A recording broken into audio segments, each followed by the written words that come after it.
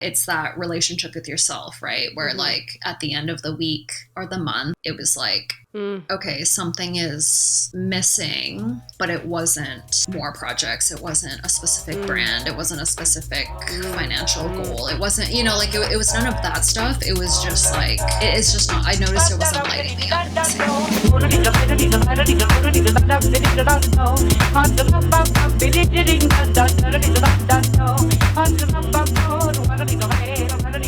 Hi, I'm Phoebe. Hi, I'm Jacque. And welcome to Do You Ever Feel Like? Where we ask the questions that everyone's thinking and no one's answering. And today on the podcast, we have another guest. We have our friend Flory on the pod. We kind of get into it a little bit at the beginning, but we have all had the like sweet opportunity to work together a couple of times in collaboration. And I'm wrong. We actually have worked together like as a trio. Oh, right. Yeah. We did a panel. We did a panel, which you can actually go back and listen to. Beyond the Binary. It was a panel for artists and boundaries, and it was great. We love Flory. All that to say is we love Flory. Yes. We love Flory. Flory, you have definitely heard us refer to Flo and Flo's work and Flory around rest and other various things in the pod before. Yes. So if you're an avid listener, we have brought up Flo before. Yes, we have brought up Flory and the Arrested Revolution 100%. Yes. Before. I loved the conversation. Flo has such like it like doesn't even matter what we would have prepared. Like it literally like it does not matter. And it was such a gift. So it was foolish of us to try to prepare. Yes. Foolish. And I think this actually speaks to our conversation that we had as well about kind of actually embodying the process of a thing and not going into something with expectations or a specific outcome. Yeah. Yeah. Do you ever feel like playing is kind of the question that I think we really – and embodying the things that we say we value or say we not just value, do, believe in, strive for. Yeah. Honestly, like have something to write with is my suggestion. This is a good hiking podcast. This is a good like – be in a space to hear it is what I would say. It's so juicy. It's so good. Yes.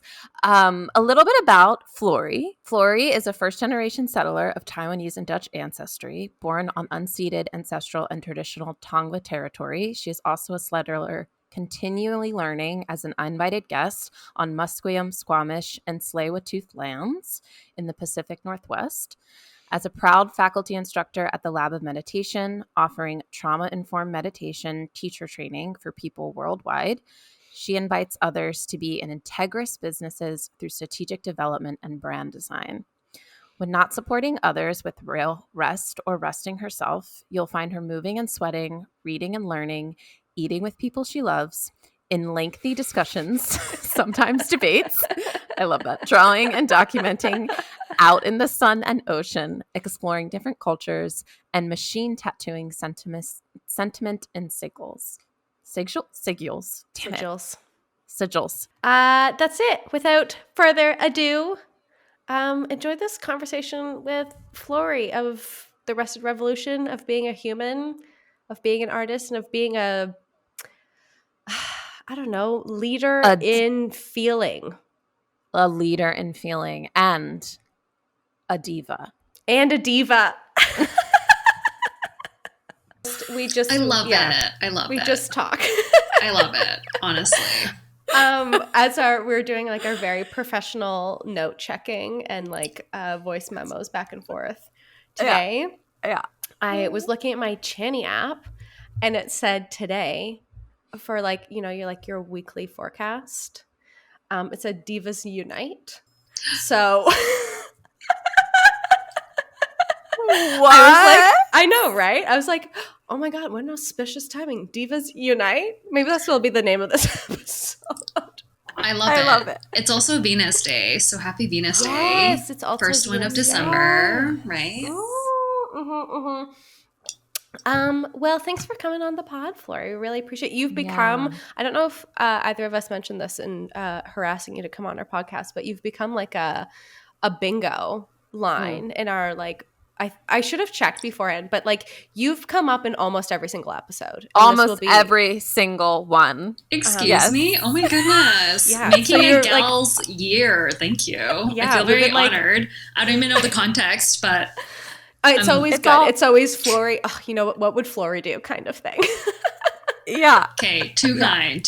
I'm so honored. Thank you. Quite literally. Like we talk about, there's like 5 rotating go-tos. Yeah. And it's becoming like its own language. Yeah. And I've had someone recently be like, I feel like I understand the language now. Like when you mention Simone, it's like this thing. When you mention Flory, it's like this thing or whatever. Yeah. There's like a code that's starting to happen. Yeah. We have like our what's the word?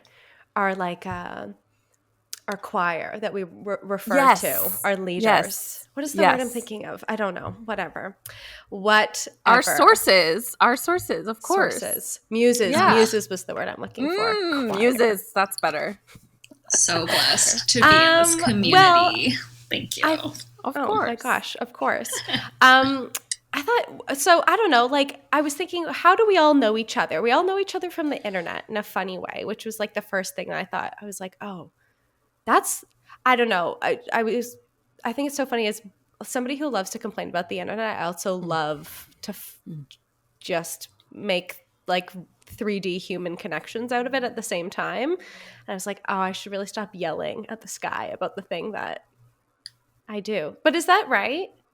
I met Jacque on, I know Flory from Jacqueline. And then I've met Jacqueline, I don't even remember now. Instagram for certain. You and I? Yeah. Phoebe, yes, we met on Instagram. Yes, I know. I'm saying that, but I'm just saying, how did the two of you know each other? Oh, okay. So I attended an event that Christy invited me to. Oh yes, friend of the pod, Christy. Might not have invited me to, but friend of the pod, Christy, who was just like post an event. I was like, oh, this is interesting. I'm gonna come to this. And then Flo, you were it was poetry, yeah, that you did. Yes, Flory. I did not do poetry. Or did you do both? Did you do 2 things? I can't remember. I believe I did a mini medi. Okay. With a little bit of either a discussion or like a little practice offering. Yes. But but you remember the poetry because I was nestled between, I think, like poetry and music. It was very magical. God, this sounds like a great night. It was really lovely. It was in support of AAPI artists. Was amazing. Oh gosh, that sounds gorgeous. It was great. It was a fun time. And then I was like, whoa, from that meditation or that interaction. And then I went down like Rested Revolution space. Rested Revolution lane. And yeah, and then I was like, wow, so much of what I was doing at the time was helping artists with all the things around rest. Not helping, but like exploring those things. And that was like a pain point in the group. And so I was like, why not bring the wonderful Flory in? And then Flory did an amazing workshop with all of us artists, Phoebe. It was so good. Yeah, so I think it's funny, like we've all had the opportunity to work with each other, like independently, individually, and well, this is really the first time we're doing a thing together. You do so many different things, and I really appreciate, and when I see other multi-hyphenates out in the world, I'm like, oh, there she goes. Like, it is possible. I'm not the only fucking idiot that can't decide on on one thing to explore. So yeah, like what maybe a more apt question is, what are you exploring right now, Flory? Oh, I love it. Here we are. I am currently exploring just like an invitation, really. I feel like my invitation has broadened and really almost softened or loosened, but the invitation, especially through the Rested Revolution, still stands for like, how do we create time and space for being, really? And I think that is such a vast, set of possibilities and universes. So it's like, I say being, but of course I literally mean anything and everything almost at the same time. And that's where, our connection is to each other, to ourselves. So I'm currently not very active online, especially with social media and the Instagram. I feel very much like you are at the moment, Phoebe, around like, I don't know. It's an ambivalent relationship, really. That's a good word. And yet, I think if I kind of have a reference of my creative being, I understand that I'm currently taking my own medicine, kind of, tending to myself and currently living and learning through it before an interaction or, for lack of a better word, some sort of output or offering. And so tending to my own unrest and restlessness, both in my skin, physically, somatically, psychosocially, all of it. No big deal. We're just these sentient creatures. And at the same time, just like really being here for what's in front of me right now. And it's been a really interesting year. I was actually just reflecting as we kind of close the calendar year, at least. There have been some deep shifts just around what I was kind of holding myself accountable to express or to explore. And so creatively, my art and design practice is kind of moving into a certain flow that is actually more selective and narrow, I guess. I've currently picked up the craft of machine tattooing. So I have experience in stick and poke, kind of just, throughout the past few years for very select people in specific contexts. And the medium of being able to be in these intimate, micro containers with individuals to essentially ink sentiment or sigil in skin has kind of also intersected with just how much I feel, collective healing is possible and here and needed and accessible. And so I'm finding myself letting go of some of my design studio's offerings in a way so that I can both, have more time and space to be tattooing and creating again in this way. And at the same time, just recognizing that, after a decade of like very specific mediums as well, I'm ready to just be learning and fumbling and playing a lot more. So yeah, that's kind of just been my current space. I feel like that was a really long-winded answer. And I appreciate you holding space for me to kind of reflect in the process. Well, that's what it is, right? To speak for myself, and I try to always do that, but I think everything, to me, something I hold very true is like everything is an experiment, and I can only find that out by doing. And it isn't, it can never be like a projected idea of what I think that's supposed to look like, whether that's like a career path or a project or a relationship or a collaboration or whatever it is. It has to be, it's a very physical thing. And it's so interesting to bring up tattooing in that way, because I was I was telling a friend, I got a very large tattoo done on my leg a little over a year ago. And she was like, oh, it's so beautiful. I really love it. And I was like, this is, you know, maybe the most like aesthetically pleasing, beautiful, like giant tattoo I have. I have no emotional connection to it. And the like wackadoodle junky things that maybe look like scribbles on my body. And not like, you know, everything needs an emotional connection, but it's not even like what the image represents, but the time and place and human being that I was.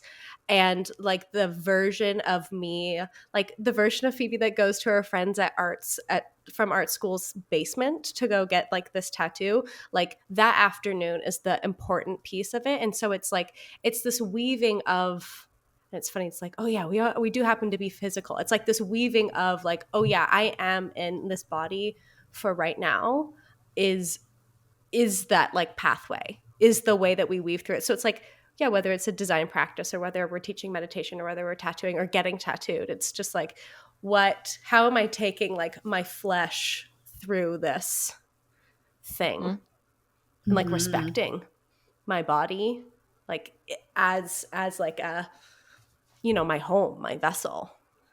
And you're traveling. Yeah, you are the traveling vessel, really. And there's so many layers of experience. Yeah. It's interesting because I feel like the biggest revelation I had this year, because I actually encountered a lot of like surprise grief around what it meant to, you know, essentially format, right, the amount of space that design is going to take up in my life versus art. As much as we could quantify it, I also work much more intuitively and non-verbally in the way of like trusting, right, the ebb and flow, trusting the timing, the calling, the endings. And I realized for the previous decade, I'd been trying so hard to model what is often sold in our culture to essentially make my art work for me. And I was trying to lead my art to, you know, contribute to my livelihood. I was trying to lead my art to persuading certain people, you know, what I had to say was of XYZ value, or that this story was happening XYZ, on and on, right? Very contextual, very relative, subjective. And the revelation was, oh, like that hasn't been working. So actually it's time for the art to lead me. And so there's something really interesting about that shift for me in, as I mentioned earlier, really taking my own medicine. It's a very hard pill to swallow. It's been bitter. It's been laughing, crying, hard, and messy. And I think there's something to be said about having some connection to that, like part of our humanity or our mortality, right? Like leaving just enough understanding to know that there isn't enough understanding. Yeah. So it's always really interesting to kind of reflect this with loved ones who perhaps have a different perspective or approach to things. And I always kind of end up being in this place of like, whenever I need to change, you know, I was recently actually with a girlfriend who's about 12 years older than I am. So we do have a bit of a generational gap. And we're both, with that 12-year gap, we're both in Chinese astrology, both horses. And her question to me was like, you know, you as a millennial, how do you move around so much? Like, what is that all about? And it was just a genuinely curious, like, dude, please enlighten me. Like, this is so strange. And I realized, you know, I realized I had the same answer I did even in my mid-20s, my early 20s. And for me, it's really, you know, I have the privilege of why not? And so as you've just said, it really is this manner of just showing up and like doing it to just see what happens, right? Whether or not we have expectations, whether or not there's some sort of destination or goal or outcome or results, it's just, I've really begun to intimately understand that the, I guess, like fear or pain or difficulty with things remaining the same far outweighs the fear, the pain, the, you know, uncertainty of like not knowing what could be. So that's been like a very interesting kind of set of discomfort to navigate while I've been orienting and like, yeah, I'm in a bit of a liminal space. Like, yeah, I'm putting some things down and I'm, you know, I want to release them so that my hands are open for a little bit of this, but then it's also like I have no idea what else I'm gonna be, you know, holding on to soon. And I feel really grateful and, you know, blessed to be able to even have just a sliver of this consciousness around it, to be like, whoa, like we're here right now. And you know, at the same time, that I think that really is a beautiful anchor and orientation for myself too, to be like, okay, I am still leading my own evolution and revolution, and I can do it in a way where I can be kicking and screaming one day, but eventually later that night, I can just kind of surrender and soften and like take a breath and, you know, receive support or just be in it or just, So I feel like it's been I'm currently in a strange like intersection of things that I guess I really thought were more distanced from each other. But that's also really beautiful. And it kind of actually does give me like a deeper sense of like, ooh, something's aligning here. So this is kind of exciting too. So there's a little bit of like, you know, delight in that. So just feeling all the feelings with that. There's like two things that are coming up in my mind as you're talking about this is like, and it's kind of my like perpetual, you know, what if gremlin or like, I always like they're just like old white men that like have residence in my head of you know, of all the things, but like, and maybe this isn't, whatever, this is my stuff, but like the like sustainability of not knowing, like what is that, how does that I don't know, have a role, does it play a role, what is the like I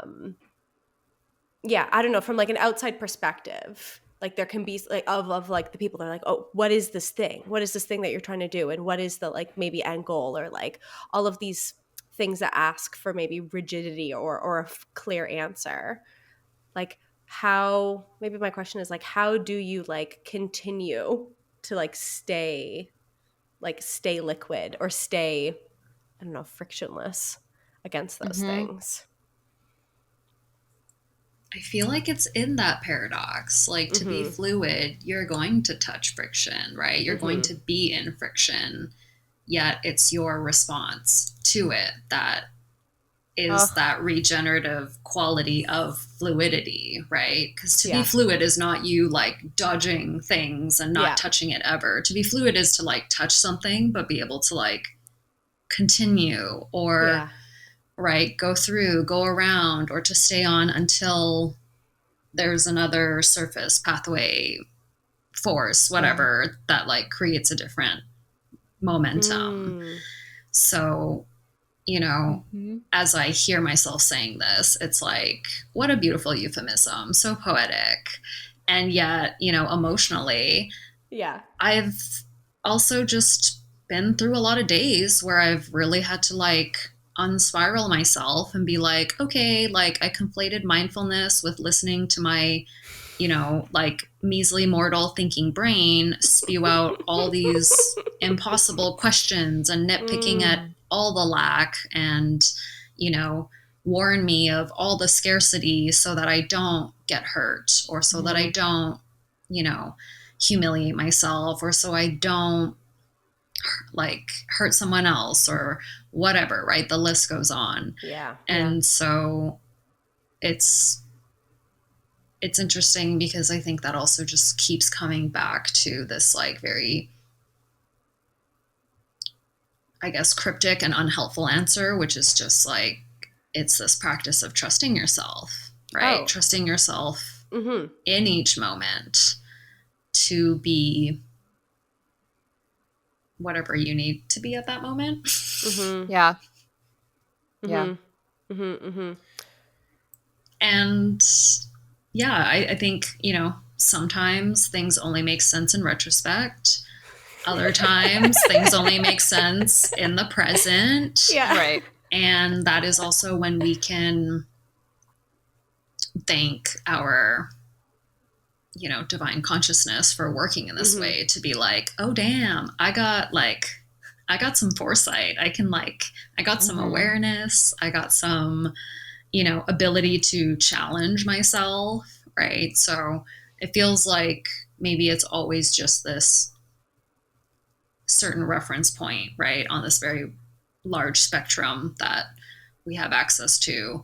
And then you just make the best choice you can, or you make the best choice you want. Yeah. And then that's, you know, like it sucks that it's that simple, but that's kind of like a huge part of it. Well, but like, I don't think that there's anything simple about self-trust, because there's everything to say, not even just everything to say to not do that, but like, you know, a really funny question I love to ask people is like, you know, how do you feel? When do you feel close to your intuition, or something like that? Or do you feel close to your intuition? And like, the number of people that say, oh, absolutely not, and that are also the same people that are like sitting next to me in yoga class or something like that, I find to be such a funny thing. But, you know, like if we're scrolling through Uber Eats and we're like, oh, fuck that, I don't want to have like pizza again or something like that, or like, oh, screw this dress, I hate the way it feels on me. Like, we'll listen to ourselves in very specific moments. But when it comes to like this, like, oh, I'm conflating, I love that idea of like conflating mindfulness with like the poison that's in our heads. It's like, oh no, I never pay attention. I never have self-trust or something like that. It's like, what a I don't know. Do I want to say what a like sad thing to have, or, but like, yeah, like, I don't know, like the reclamation of that is like so powerful. It's so powerful. I don't even know if the word reclamation, it's like decolonization is what it is. It's all of it. I would say reclamation is appropriate.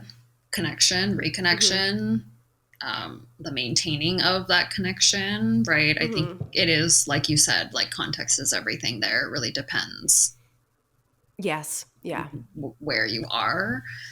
But yeah, absolutely. It is something that I feel like as sentient beings, right? Like, it is going to be a practice only because we are inherently able to choose between so many different perspectives, between so many different options, right? So many different ways of being, because we have that capacity. But then with that capacity, that power, Spider-Man here, needs responsibility. Yeah. Right? Yeah. So I think that's also another piece, right? What is responsibility to each and every one of us? What does it mean to be accountable? What does it mean to be aware? What does it mean to be intuitive at all, or in touch with our intuition?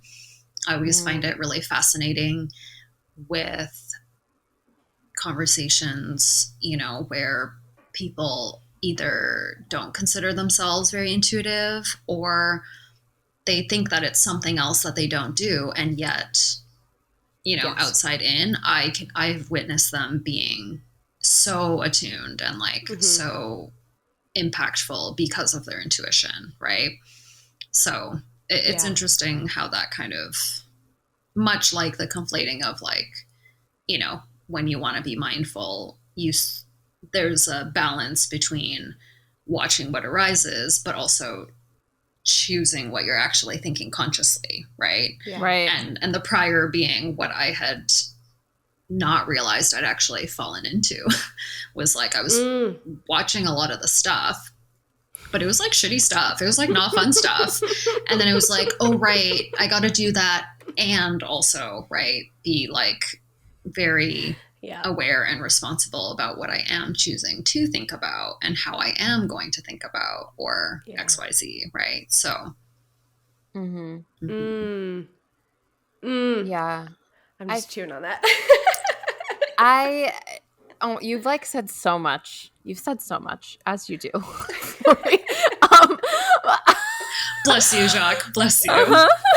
I feel received. Thank you. Yep. Thank you for holding me. Yes, I love it. I think what I have always found really like safe about being in company with you is your incredible integrity. Yes.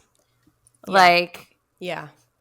It's very, I'm like, oh, like it's safe here. It's like, and it's probably my own shit, but my point is that like you lead from such an really like so much integrity. And two things that you've said, one being that I want to go to, but one thing being that looking to your art for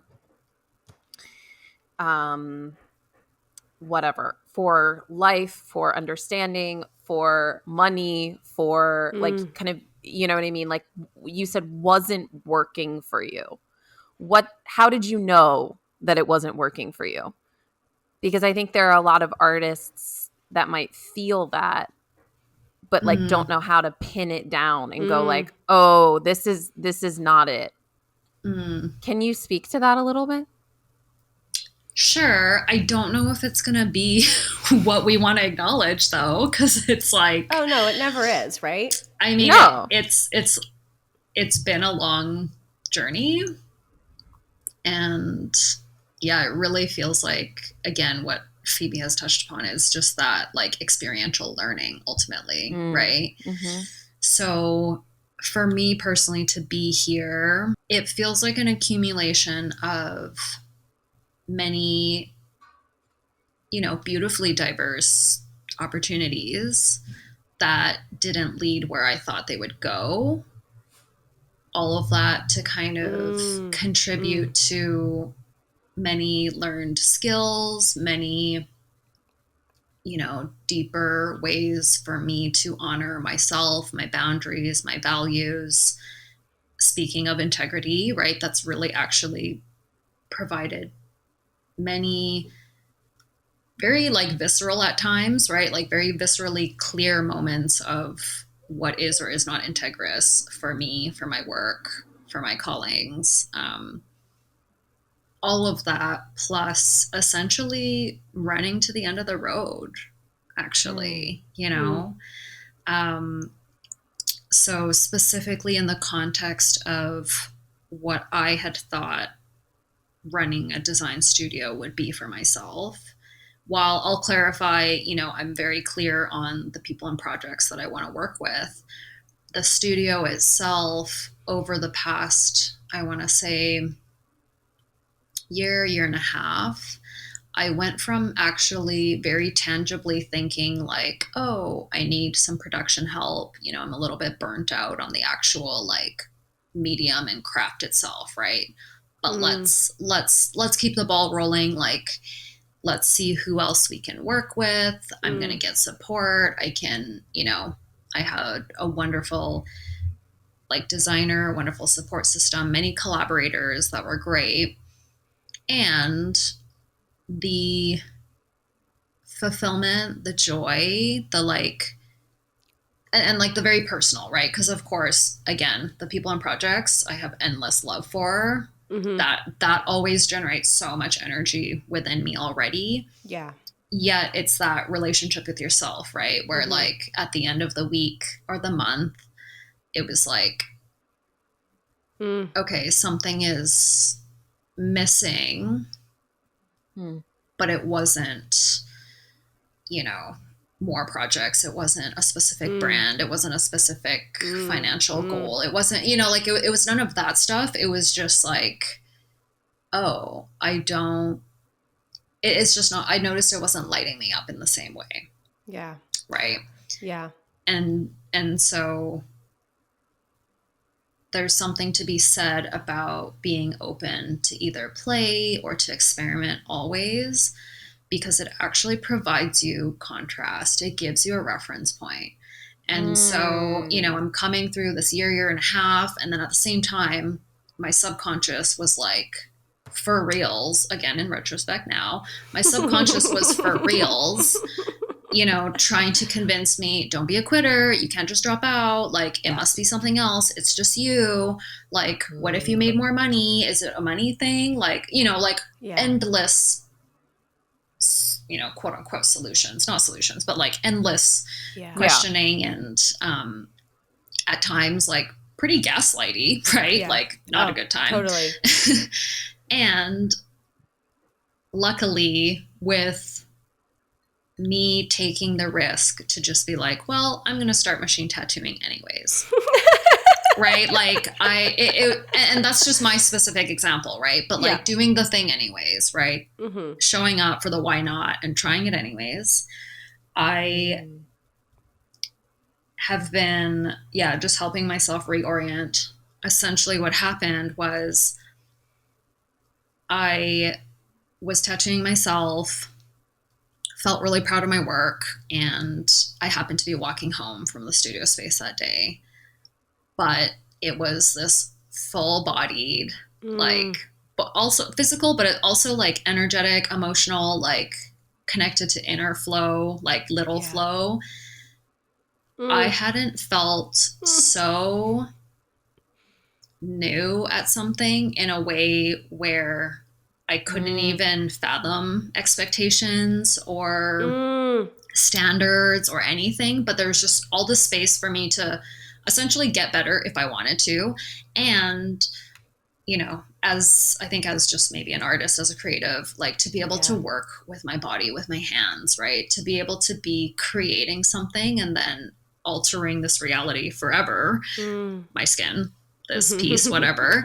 I realized I hadn't felt that in a really long freaking time. And so, when you have like a dash of that with kind of this accumulated, like, not burnout in the classic, like, my cup is empty burnout, but just I've really, resourced long enough in these specific ways, and this isn't the type of fire I want to feed, right? This really just created such an impactful sensing within myself that it was like, oh, it like, we have such a privilege to be in a world where there is such vastness, right? Yeah. And it's really beautiful to be able to be paying attention to that, especially, with the world being the world. That's all I can say these days. I know I typed it to the world is the world. The world is the world. Yeah. I know we were crying about that just the other day, but like, with the world being the world, it's like, oh, here is, this little space of, here's this little source of nectar, right? That I can nourish myself in a specific way. And so it was that same night that it also finally clicked. I guess another part of my subconscious was like, oh, I don't have enough like resources to lead the art. I'm just supposed to show up and let the art lead me. Like, oh dang, right? And yet, again, I think for each and every one of us, we have such a unique understanding of what that means, right? Some of us have hit that and understand because we're like, oh yeah, I remember. somebody's going to listen to this and you're probably going to be like, that makes no sense. And like, how the fuck am I supposed to know? That just means I think you're not quite there yet. And keep going. Like, we're rooting for you. I'm rooting for you. Yes, we are. It's important. You deserve it. Right. Yeah. And yeah, just really, balancing that too. I never want to make assumptions about other people because it is also such a privilege for me to have access to resources to be able to experiment and, experience in this specific way. And right, like, for what it's worth, as far as this part of maybe you standing in your own way saying like, there's no way, or like, you're not allowed, or like, you possibly couldn't. For that part, like, I'm here to be like, okay, that's valid. We don't have to shove you out of the way. And I've got another set of questions for you, right? And it is kind of more in that realm of why not? It is more in that realm of like, what if, it is in the realm of imagine all that you can't imagine and like how happy and joyful that could be compared to what you currently do know. And sometimes just acknowledging that part of what you do know is that you do know this isn't the right place for you, right? Or that this is simply transitionary, right? We're always going through transitions, like always. So that was really kind of I feel like that's like my ingredient list for like how all of that just getting like sloshed together really like shook me up to be like, oh, okay, and of course, very real, right? It was a lot of like self-confrontation. It was a lot of like frustrated tears around like, why can't I just pull up my big girl pants and stick to it and like fucking get her done? Like, why not? It was like a very, it's very different kind of why not? Like, why not me kind of why not? And so it's at least part of my process even, right? To go through all of that to really understand like, okay, we're actually excavating things right now. We're really, we really do have to honor and grieve it and clean out all these dark corners and shadowy bits because it's time for something new to occupy my mental capacity, something new for me to orient towards. And the beautiful thing that I really want to offer here is this is where our community, where our loved ones, where people who really see us are, it is paramount. Because while I'm kicking and screaming, having this like existentialist crisis, literally everyone who knows me was like, okay, that makes total sense. Great. Like, what's the problem? And I'd be like, oh, right. Like just disrupting that. And then of course at the same time when I was like really a puddle, it was like, okay, Flo, let's take a look in the mirror and like set this straight. You're seeing some things a little bit warpy right now, and that's cool. We're here, and let me reflect back at you, why this makes sense or why someone else outside of my own body and experience is so excited and is like so ready and, there to cheer me on, right? And that really gets you through that whole like accumulation of like these really, I guess, like daunting feeling choices. And over time it does kind of just get you from one, scary like step or milestone in the chasm to the next. That is so beautiful. I think it speaks to how insidious, like when we talk about, I got real beef with like Instagram carousels and like the oversimplification of like pathologizing things. Yes, thank you for going here, Phoebe. Like the word burnout makes me want to throw a cup against a wall because it's one of those things where I just go like, are we actually talking? Okay, if it's this thing that we're all experiencing, and not to say I'm not which is a very real thing that we're all saying we're experiencing. Let's actually fucking talk about why and like what's at play here and who's in charge, like who's benefiting from all this shit, and like let's have conversations about those things. And what I think, like, you know, even somebody as enlightened and as attuned and paying attention as a Flory in the world. Oh, goodness. And like you're describing this experience that I think is, well, it's human. It's like human, like, you know, it's and it's so easy to like look at anybody or anything and go like, oh, they got their shit together. Yes. You know, and hearing it's way more simple. Yeah. Yeah. Oh, absolutely. All I got to do, well, it's like this is what I'm saying. It's like, it's so insidious how these threads are where I just have to convince myself enough to be okay. I just have to, even though I've said like, you know, fuck this to all these things, I'm still going to like gaslight myself into just inserting myself into a different template. Now, I'm not going to choose A, but I will like break off my arm to fit into B. And even when we say we have all of these things in practice, you know, I'm doing my sun salutations, I'm eating my greens, I'm like putting my phone down before like 8 p.m. Oh, I still feel like shit. Why is this? Yeah. And it's so like, I don't know, it's like a root system, like entrapped in every single one of our organs. And so when we start to pull at this stuff, it's like, oh, of course, you know, is the thing that's always like, yeah, I don't know. It's like, okay, it's not burnout. It's everything. It's everything. And we're just going to call it something that we can put in 6 lines so we can sell it to each other. Yeah, I absolutely. I have, this is kind of where what I was going to say to you. So I want to put it in real quick before Flo responds, if you don't mind. Of course not. Please, I'm listening. Yeah. I'm here for you two too. So come on. Yeah, of course. Because I've experienced being a part of the like complex of this on this side of like, if you just know yourself enough, or if you're just open enough, if you are in tune enough, like whatever that means, right? Like then you'll get the thing.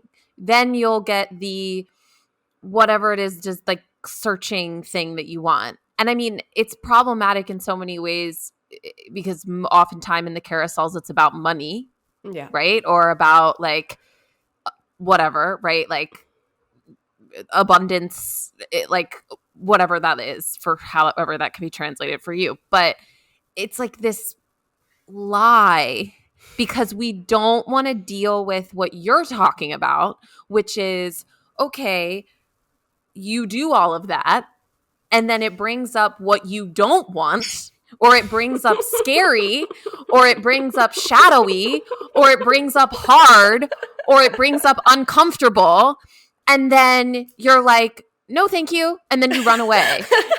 You know what I mean? Like, and no one talks about that because it's just like, know yourself, you know, get into your, like, your mindfulness, eat your greens, da la la la la la, and then you'll like have a dream princess life, like whatever. It's literally like bad, corrupt storytelling, whatever. My point is that what you're explaining and what you're bringing to this, I'm so grateful for, because we do not talk about what happens on the other end and if it's icky and gross and hard and complicated. Yeah. So thank you.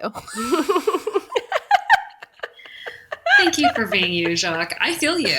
I mean, you're speaking to nuance, right? And ultimately, the way that I've been able to articulate it so far is that, you know, it's so interesting that in your examples, right, enough. So enough is a quantity, right? It's like it's a very specific measure of some form of quantity, basically.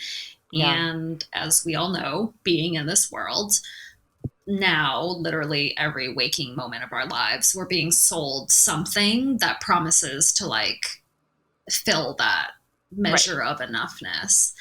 And so it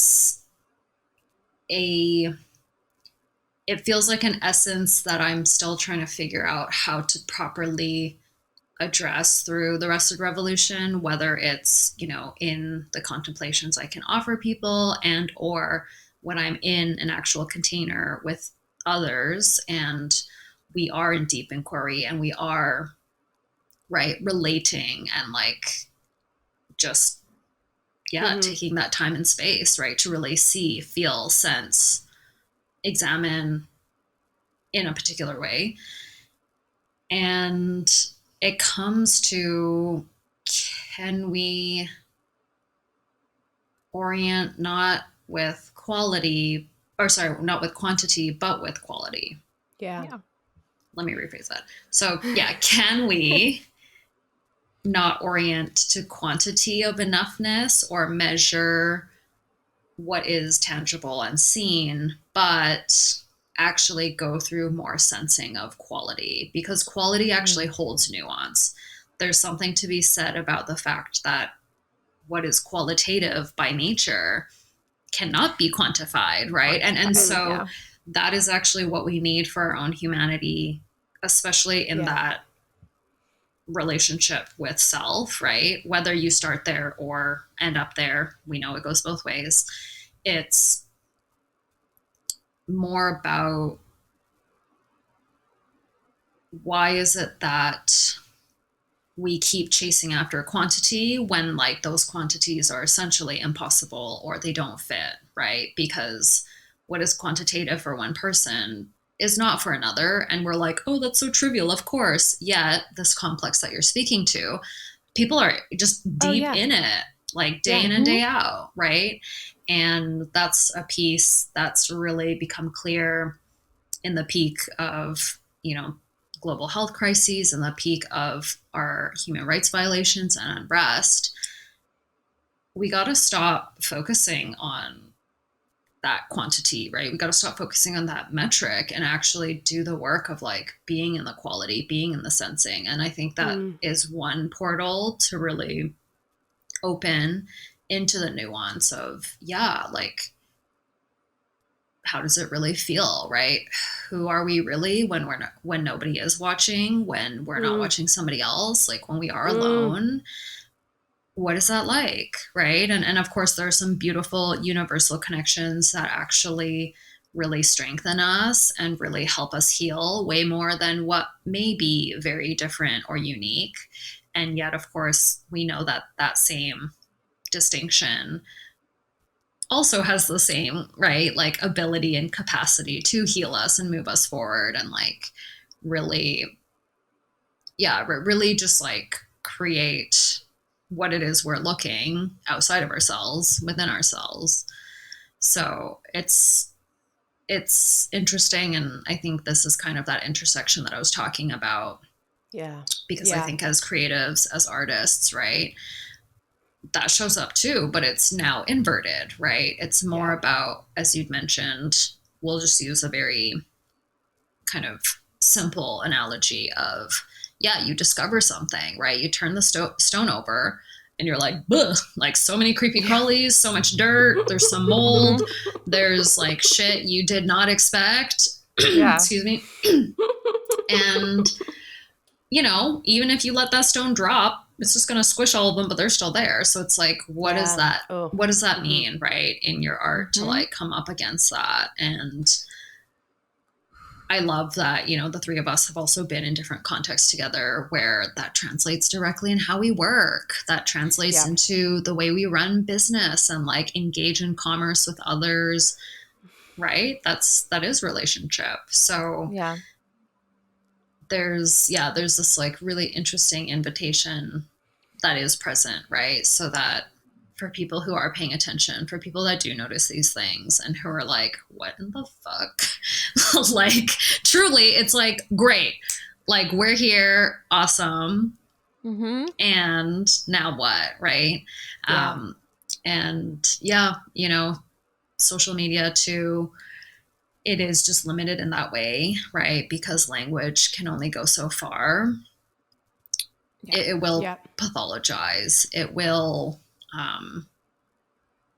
probably only have a certain level of interpretation or a certain,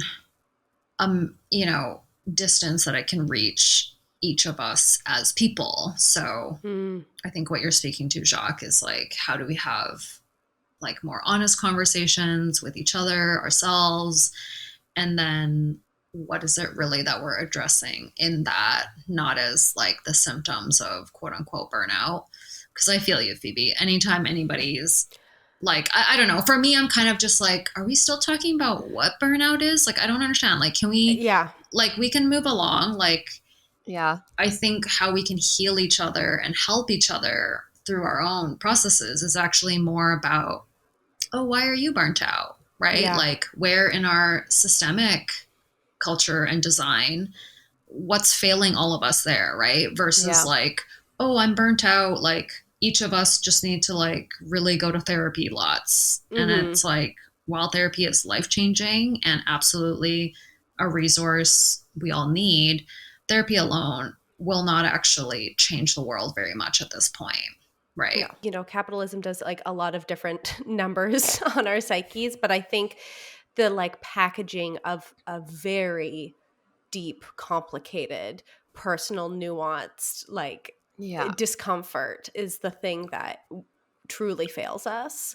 So I'm trying to like avoid the like and with that in mind, I'm going to say that. And then also at the same time, try to avoid the oversimplification of a very deep, nuanced tale that you're telling us. But the thing I'm wondering how you stay engaged, you personally, Flory, stay engaged enough in that discomfort to be able to go, all right, hands up.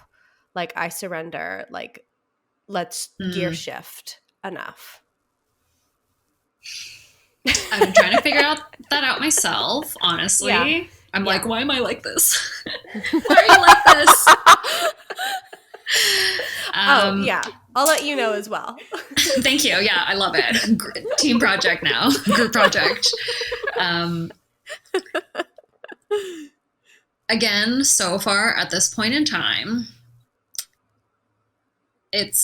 there's like a small handful of elements that contribute to it.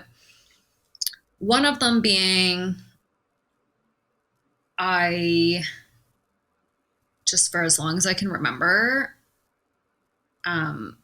maybe it's a little bit of this like seeker archetype in me, but like there's something about actually how distracted I become when there's like when there is something that comes up that is this form of friction, right? I'm very like, oh, but why? And I'm just like, but why? And I am truly like really curious about it. I'm just literally like, where did this come from? Like, I would like to understand it, because again, there's just this drive in me around like responsiveness, right? Responsibility. Yes, that's informed by me holding myself to what being, integrous means in this life, how I'm moving through the world. And, I'm also, with that, I'm very blessed to like be in a community where people are also very integrous. So it's like, there's a lot of really valuable feedback in that. And practically speaking, I think I've just been through like my right amount of shit where even in the darkest, like scariest, most overwhelming times, I managed to hold on to like this one thread of just trusting and knowing and understanding that it's all worth it.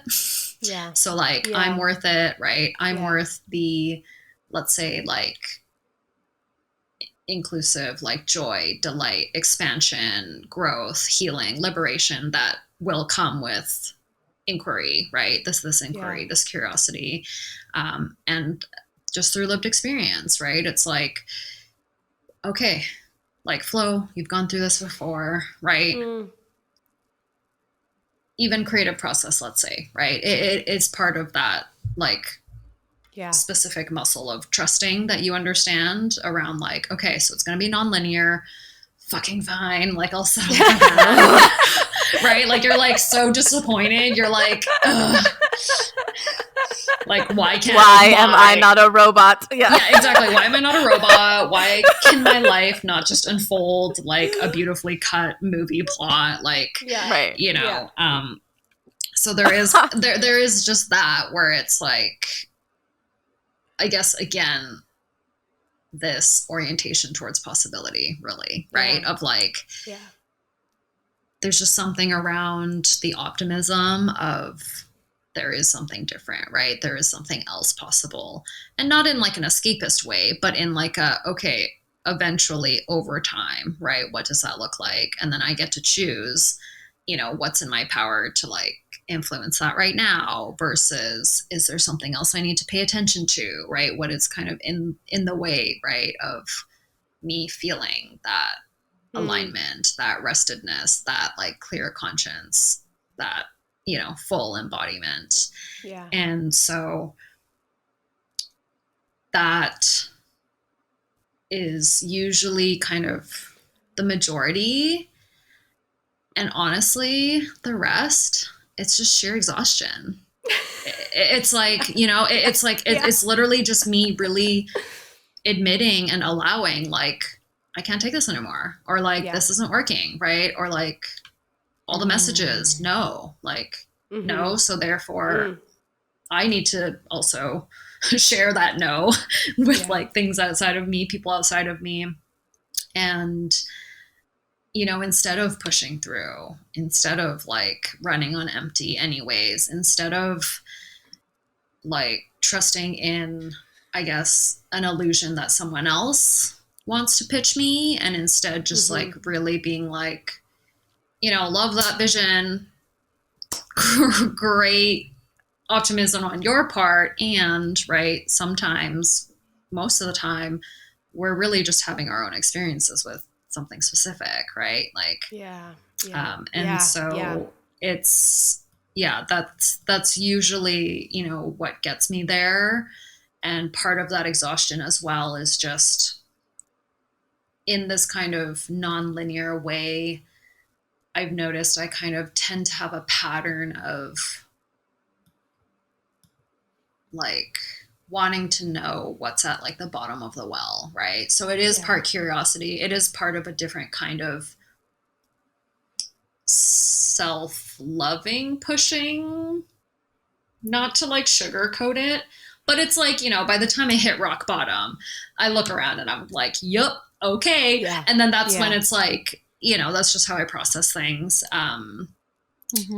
Another girlfriend and I were actually talking about how we're both very similar in that, let's say in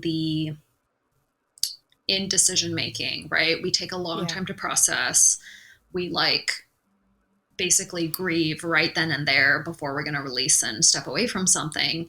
Yet we've done this time and time again because we've found that what that enables is once we finally do step through the doorway, there's no looking back.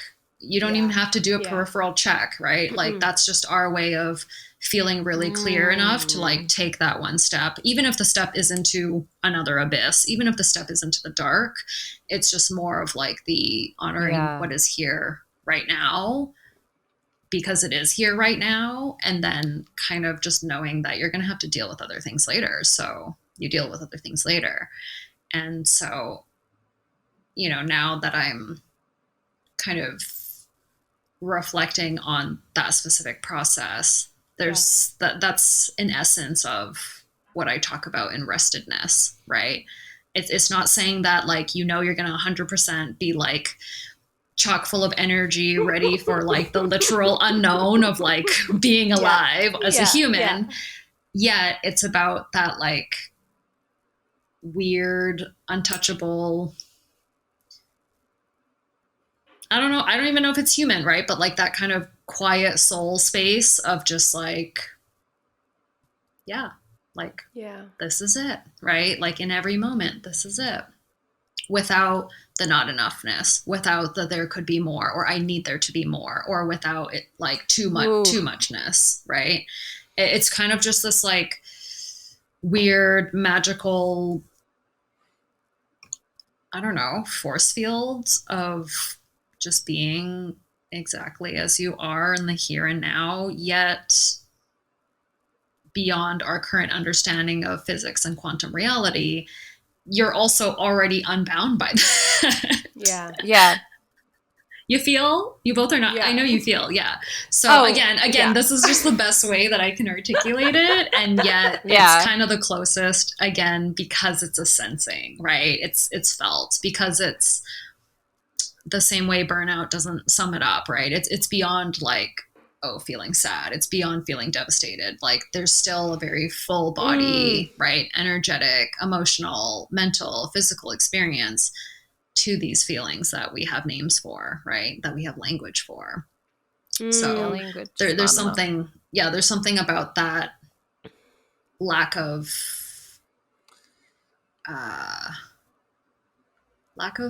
duality, even like that that multiplicity, the like unseen is still very present. Form and formless are both here. Did I answer your question? I know. Yes and no, and like the most part, like that. What is this question? How do you feel? Okay, like gosh, what an insane person question that we're asking each other. But like, the circumstances that we find ourselves in, with the world being the world. That's beautiful.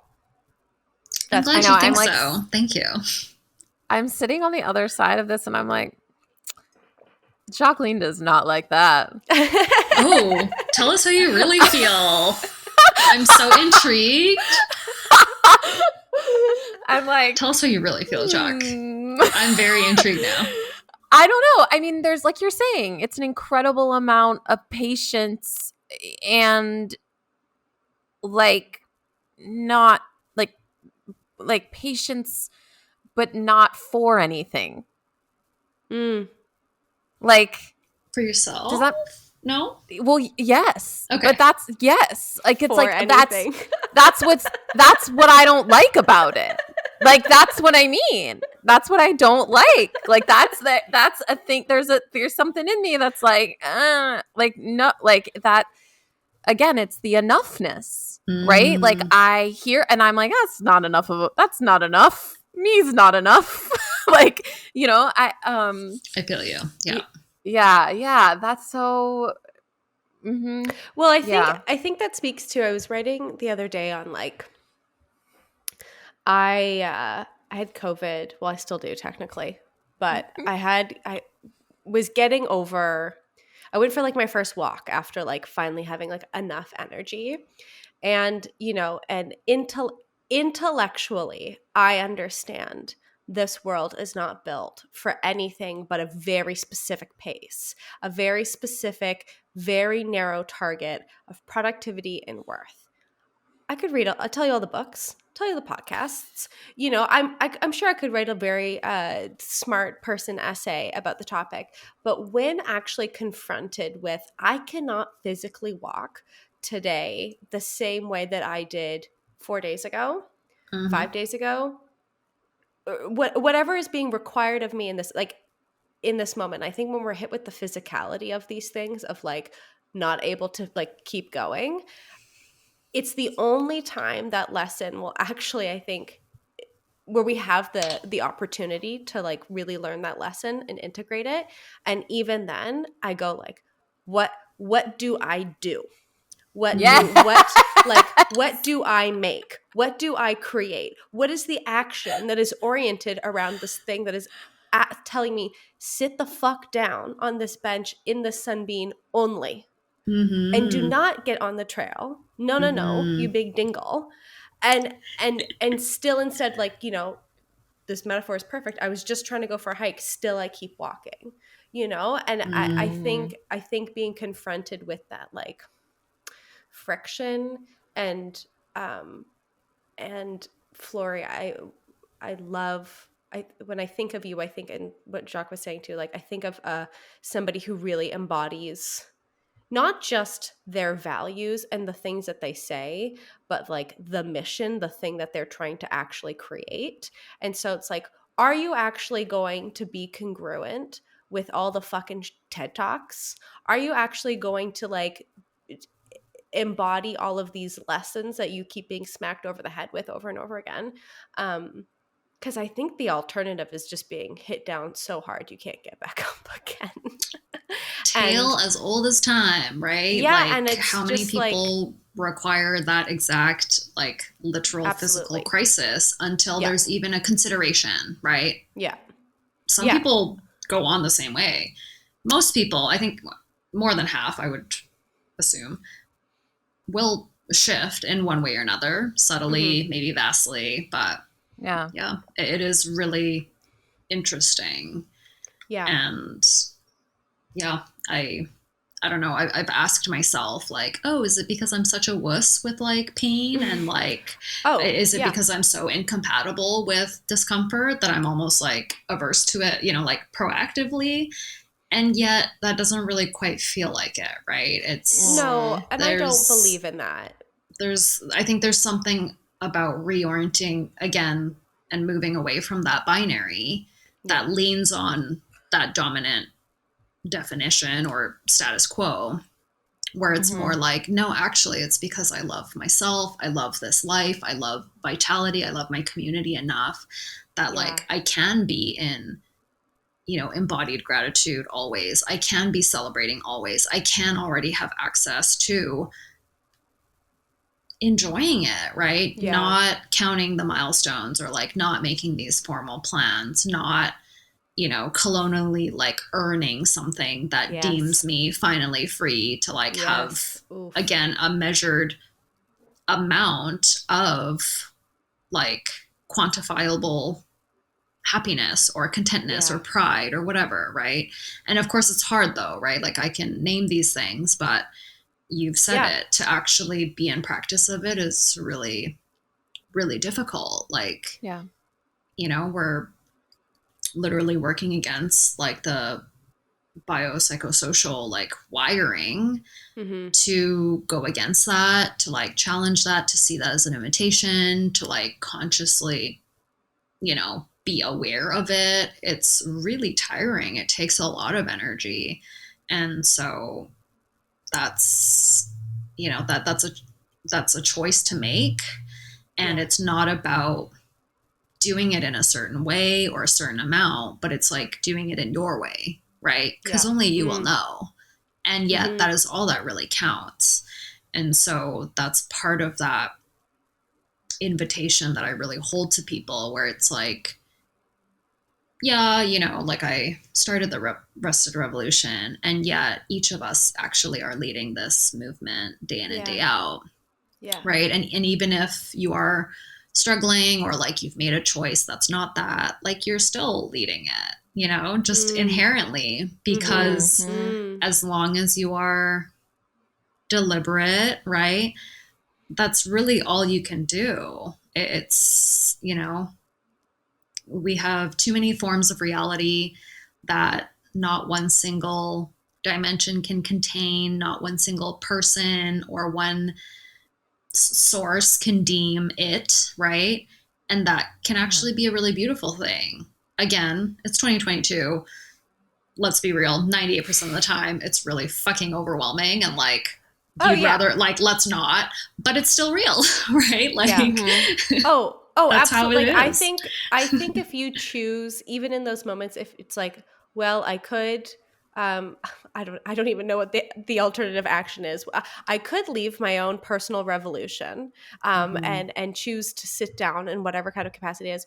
Or I can, Vanessa and Nick Lachey have a new offering for me. And so on Netflix, so I shall, you know, I'll vote for that one. Like, I truly believe that those are spaces, or like, you know, sitting down or like, you know, calling a friend or not calling a friend. I think that those are spaces where we can become resourced enough, you know, and that like, I don't even know, like, calling it the word enough, but yeah.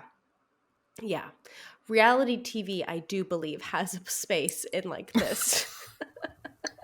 In the revolution is what I'm trying to say. No, absolutely. And I mean, that's part of the relating, right? The relation, the part of being in relationship, right? Yep. There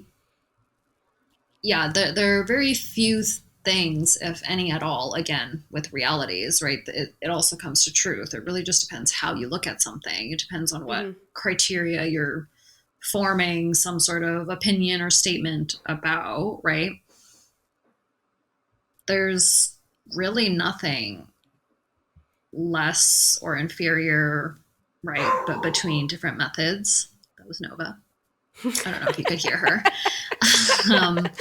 But there's nothing, I think there's this really interesting piece around, if you're choosing to veg to reality TV, like, because it's a certain type of input or whatever, right, that you're partaking in. Again, that actual form or activity doesn't matter. It's still about how you're showing up to it. Yeah. Right. There is such a thing as healthy escapism and getting using this relativity, right, to orient yourself or to like consider different possibilities. Great. That's actually so needed. I mean, if I didn't have my loved ones, like, oh my God, again, part of when I hit like the rock bottom that I talk about, a lot of the other times it's because I'm like, I'm so annoyed with myself. Like, oh my God, like I need to do something different. Okay. Like, time to receive some support, find a different human who is not me, because clearly I'm just like, just swirling, right? I'm just a little cyclone in the bottom of like the toilet bowl. And it's like, it's not great. So yeah, I think there's something, right, to be said about just intention and like the power that it has with anything that we do, really. Yeah. And with intention, it kind of feels like awareness is definitely kind of like interwoven with that somewhere. I don't know if you can be intentional without being aware, at least to some degree, right? So yeah, it is really, again, it is really nuanced. So nuanced. Yes. Yeah. And the binary wants us to be like, it's this way or it's that way. Yeah.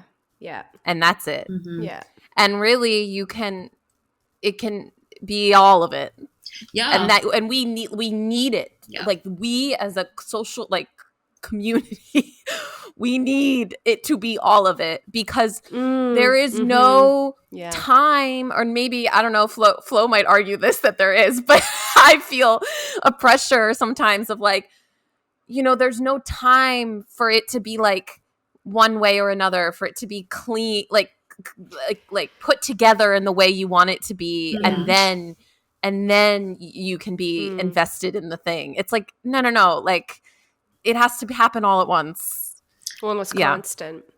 I mean, in our modern day and age, right? Because it's like one of the first things that I cover with, groups that I work with is like, first and foremost, I want to be really clear.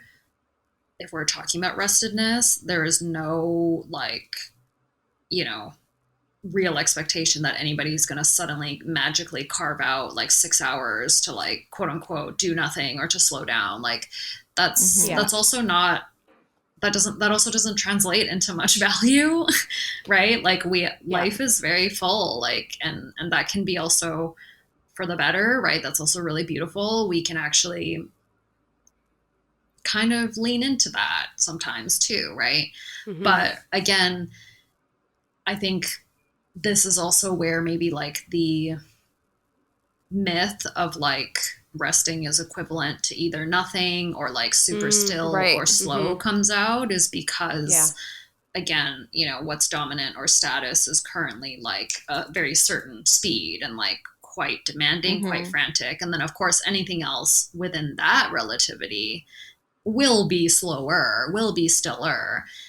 And yet there's something to be said about, well, slowing down is also more of like that accessible pathway for a lot of people because it requires that intention and awareness, right? And if you're like, if you are juggling so many things, if your attention and energy are completely divested, well, again, we're human, right? Like, of course you're not going to be able to feel very rested, right? Like, of course you're not, feeling like you're here right now, because you're not really. And that can either be a burden or a gift, right? So there's something about that being like a level of that kind of like deliberation as well, like to start, right? So it is really interesting because that same space is where things come up, right?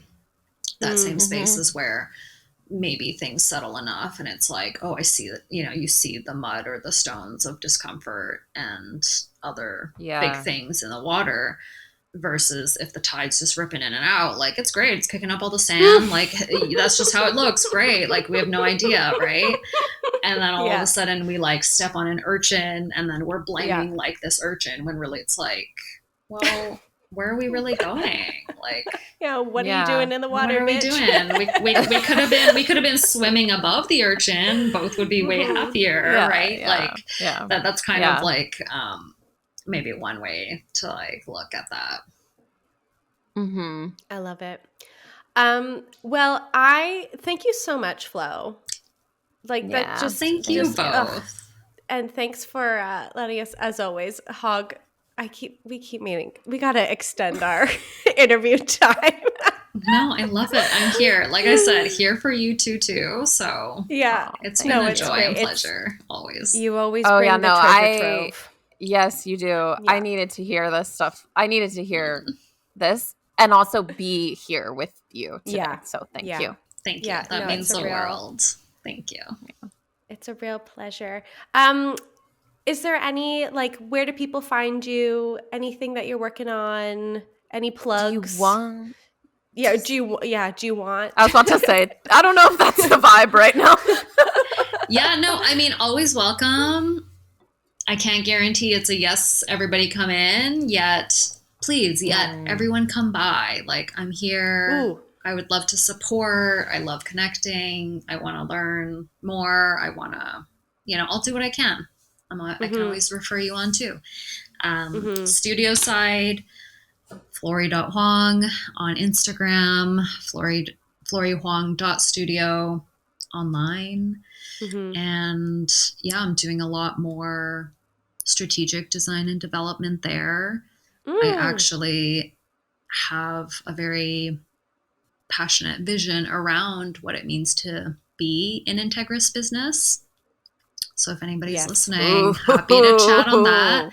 And that's bolstered by my branding, marketing, communications backgrounds, plus the Rested Revolution. So therestedrevolution.com, lots of free resources. And it features amazing folks like Phoebe. And Jacque has yet to debut, but here's a little foreshadowing. Oh my God, chuck her into the water. I'm constantly yelling at Jacque. I know. Jacque's been doing stuff though. It's all good, but in time. So just wiggly eyebrows. I am it'll like be the there opposite soon. Of Flo and Jacqueline's life. Just shoving her out of the nest. Get in. What are you doing? Oh, thank you. I love all of it though. Thank you.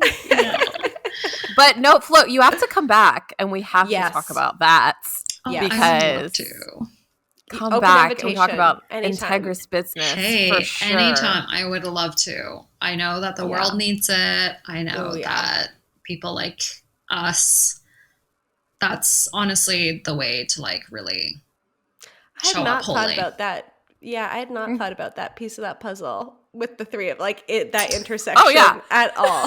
Yes. So I'm like, da-da-da-da-da. Hey, this is perfect. Fine. I can make decisions. Yes, I would love to. Truly. It's my real honor to be able to. I'm so excited to go see that. go see what's brewing over there. Ooh. Yes, take Okay. a peek, let me know. And then, of course, I'm mostly on what is called the West Coast these days, and I'm letting my art lead me. So there's also that. This is my invitation for anyone who wants to co-create.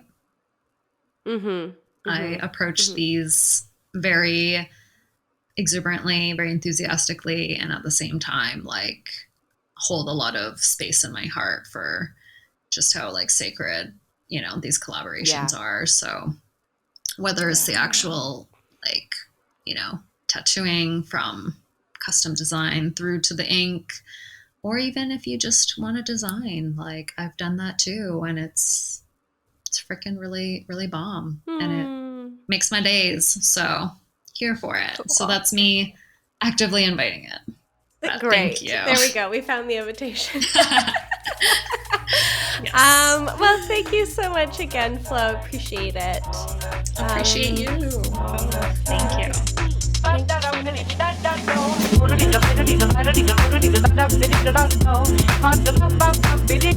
Thank you for listening to Do You Ever Feel Like? Follow this chaos wherever you get your podcasts. Our artwork is by Simon Peng. Do You Ever Feel Like is produced by Jacqueline Wills and Phoebe Taylor. You can follow us on Instagram at doyoueverpod. You can write to us at doyoueverpod@gmail.com. Okay, bye!